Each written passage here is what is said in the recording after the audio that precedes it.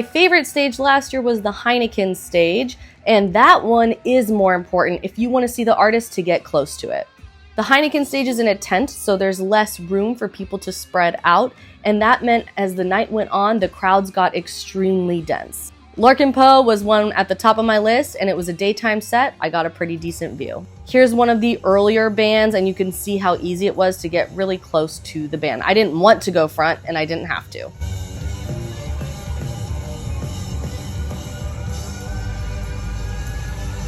As the night went on, though, the crowds got denser and denser. Here's Parcels, which was a late night set. I think day one last year, and you can see it is so crowded. It spreads out and even pours over into the WTF clubbing area. The hardest time I had to actually seeing the band was for Aurora. The crowds were so dense and so big, but it was such a fun set and so worth going, even if we were on the side standing in the dirt looking at her. One of the best parts about going to festivals is exploring new music, and I have always loved Aurora, but I've never seen her live. Her set surprised me the most out of any that weekend. It was so fun, so high energy, and beautiful in its own way, and you can tell the crowds are huge.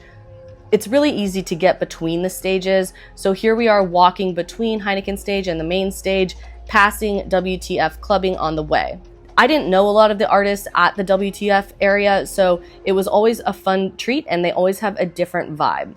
Just like the other stages, it's more crowded at night, but in the day, you can get super close to the artists. I discovered a lot of Portuguese artists at this stage that I really love and still listen to today. You can see how easy it is to get super close to the musicians in this area, especially during the daytime. Last year, night one tended to be less crowded than the other days because it's a Friday instead of the weekends. I don't think that's going to be the case this year because Olivia Rodrigo is on the first day.